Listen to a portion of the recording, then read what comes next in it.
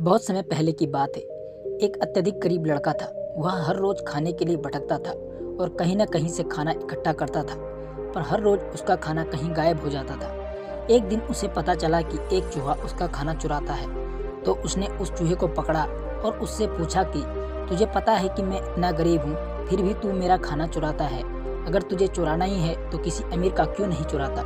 तो वह चूहा बोला, तेरी किस्मत में कुछ ही चीज़ें लिखी हैं, वही मिलेगा।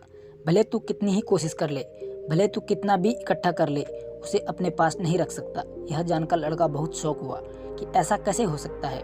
तो चूहे ने कहा, अगर तुझे जानना ही है कि तेरी किस्मत में क्या लिखा है तो भगवान बुद्ध के पास जाना पड़ेगा, वही तुम्हें बता सकते हैं कि तुम्हारी किस्मत में क्या लिखा है। इसलिए वह लड़का भगवान बुद्ध से मिलने के लिए निकल पड़ा। चलते चलते बहुत रात हो गई थी, इसलिए रास्ते में उसने एक हवेली देखी और उस हवेली वाले से एक रात रहने के लिए इजाज़त मांगी और उसे इजाज़त भी मिल गई। हवेली वाले ने लड़के से पूछा कि वह इतनी रात को कहाँ जा रहा है, तो उसने कहा कि मैं बुद्ध के पास जा रहा हूँ अपनी किस्मत के बारे में पूछने के लिए। तो हवेली वाले ने कहा कि तुम भगवान बुद्ध से हमारा भी सवाल पूछोगे? हमारी एक 16 साल की लड़की है जो बोल नहीं सकती, तो क्या करें जिससे उसकी आवाज़ आ जाए? उस लड़के ने कहा, जरूर पूछूंगा आपका सवाल। उसने उनको धन्यवाद दिया और सुबह वहाँ से निकल पड़ा। आगे रास्ते में बड़े बड़े बर्फ़ के पहाड़ थे। वह बड़ी मुश्किल से पहाड़ पर चढ़ा। उसे वहाँ एक जादूगर मिला। उसने उस लड़के से पूछा कि वह कहाँ जा रहा है, तो उसने कहा कि भगवान बुद्ध के पास जा रहा हूँ अपनी किस्मत के बारे में पूछने के लिए। तो जादूगर ने कहा कि क्या तुम भगवान बुद्ध से मेरा यह सवाल पूछोगे कि मैं हजारों सालों से तपस्या कर रहा हूँ कि ताकि मैं स्वर्ग जा सकूँ। मेरे हिसाब से अब तक तो मुझे स्वर्ग चले जाना चाहिए था, तो मैं स्वर्ग जाने के लिए क्या करूं? लड़के ने कहा, ठीक है, मैं आपका सवाल बुद्ध से पूछता हूं। उस जादूगर के पास एक छड़ी थी। उस छड़ी की मदद से उस लड़के को बर्फ के पहाड़ के उस पार पहुंचा दिया। जब वह आगे बढ़ा तो उसके सामने बहुत बड़ी चुनौती थी। वहाँ एक बहुत बड़ी नदी थी जो वह खुद पार नहीं कर सकता था। तभी उसकी मुलाकात विशालकाय कछुए से हुई। कछुआ उसे ले जाने के लिए तैयार हो गया। फिर कछुए ने उसे वही सवाल पूछा, तुम कहाँ जा रहे हो?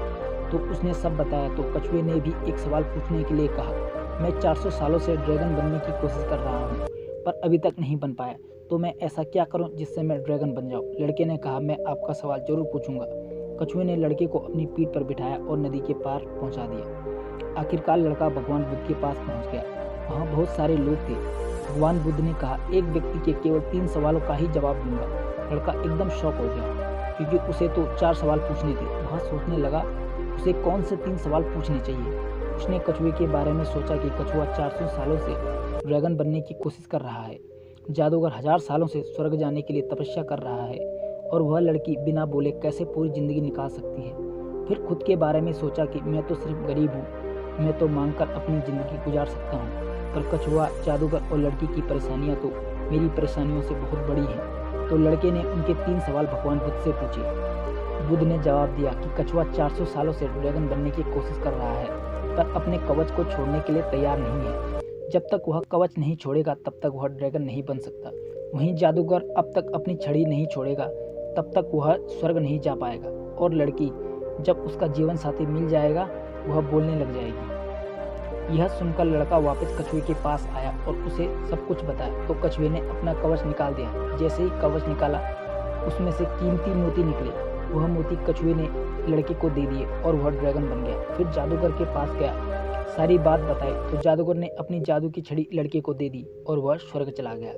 उसके बाद लड़का उस हवेली में गया जहाँ उसने रात गुजारी थी। जब वह गया तो लड़की सामने आई और बोली, उसे रात हमारे हवेली पर तुम ही आए थे ना? इस लड़के को पैसा, पावर और एक खूबसूरत जीवन साथी मिल गई। जीवन में कुछ पाने के लिए कुछ देना पड़ता है। जब जादूगर ने छड़ी दी तो उसे स्वर्ग मिल गया। वैसे ही जीवन में कुछ बड़ा करने के लिए अपने कंफर्ट जोन से बाहर आना होता है। पानी का जहाज सबसे ज़्यादा किनारे पर ही होता है, पर जहाज किनारे के लिए नहीं बना है, वह बीच समुद्र में लहरों को चीरते हुए आगे बढ़ने के लिए बना है। इसलिए जीवन में कुछ बड़ा करने के लिए रिस्क तो लेनी ही पड़ेगी। और अगर आपको भी लगता है कि आपके जीवन में प्रॉब्लम बहुत सारी हैं, तो ज़रा एक नज़र डालिए उन लोगों को जिनके पास रहने का घर नहीं है, खाने की रोटी नहीं है, कोई देख नहीं सकता, कोई चल नहीं सकता, कोई बोल नहीं सकता।